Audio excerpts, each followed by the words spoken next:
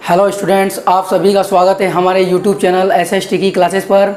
आज हम पढ़ेंगे मैथ्स के NCERT बेस्ड क्वेश्चंस को, जिसमें हम पढ़ रहे थे संख्या पद्धति को। तो संख्या पद्धति क्लास 9 चैप्टर 1.2 के सॉल्यूशन को हम देख रहे थे। तो चलिए स्टार्ट करते हैं। तो प्रश्नावली 1.2 क्लास 9 के NCERT सॉल्यूशन को हम देखेंगे, जिसमें पहला क्वेश्चन है नीचे दिए गए कथन सत्य अथवा असत्य है, कारण सहित उत्तर दीजिए। तो इसको हम देखेंगे कि कौन सा कथन सत्य है, कौन सा असत्य है। तो कह रहा है कि प्रत्येक अपरिमेय संख्या एक वास्तविक संख्या होती है। तो ये सत्य है। क्यों? इसलिए सत्य है क्योंकि हम लोगों ने वास्तविक संख्या में पढ़ा था, वास्तविक संख्याएं जो होती है वो अपरिमेय और परिमेय का मेल होता है।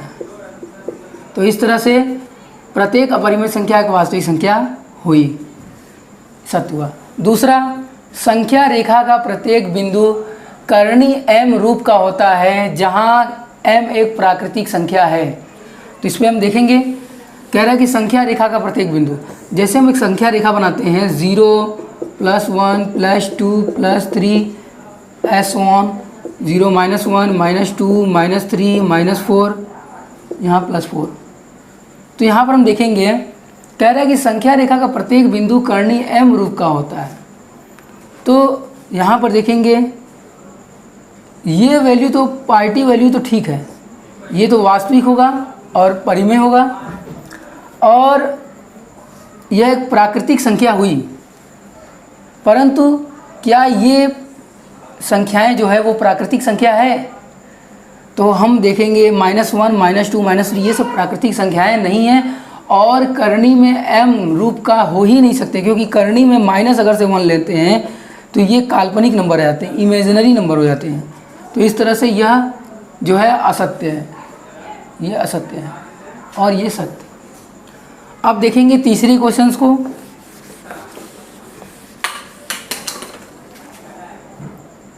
प्रत्येक वास्तविक संख्या एक अपरिमेय संख्या होती है।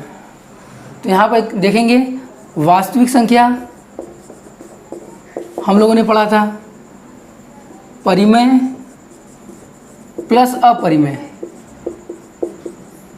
तो यहाँ पर हम देखेंगे कि परिमेय और अपरिमेय, परिमेय को हम वास्तविक कह सकते हैं, परंतु वास्तविक को हम परिमेय नहीं कह सकते हैं। तो इस तरह से हम कह सकते हैं कि वास्तविक अपरिमेय संख्या, प्रत्येक वास्तविक संख्या एक अपरिमेय संख्या नहीं होती है, अतः यह भी असत्य है।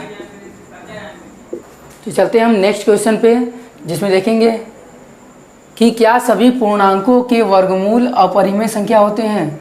तो कह रहा है कि सभी पूर्णांक, तो पूर्णांक होल नंबर हम लोगों ने पढ़ा था।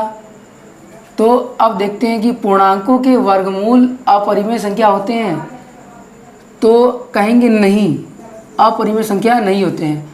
फिर कह रहा है यदि नहीं तो किसी संख्या के वर्गमूल का उदाहरण दीजिए। तो इसका बहुत सारे एग्जाम्पल्स हैं, जैसे हम दे सकते हैं 4 9 16। इसका वर्गमूल अगर से निकालें, हम इसका वर्गमूल निकालें और इसका वर्गमूल निकालें, तो ये 2, ये 3 और ये 4, इसी तरह है सो ऑन।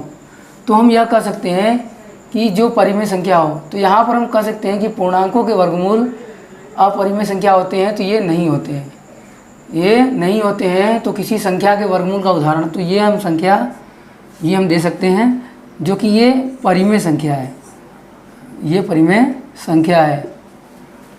तो स्टूडेंट्स, हमारी वीडियो अच्छी लगी हो तो लाइक कीजिए, शेयर कीजिए, सब्सक्राइब कीजिए और बेल आइकन को दबाना ना भूलें। थैंक्स।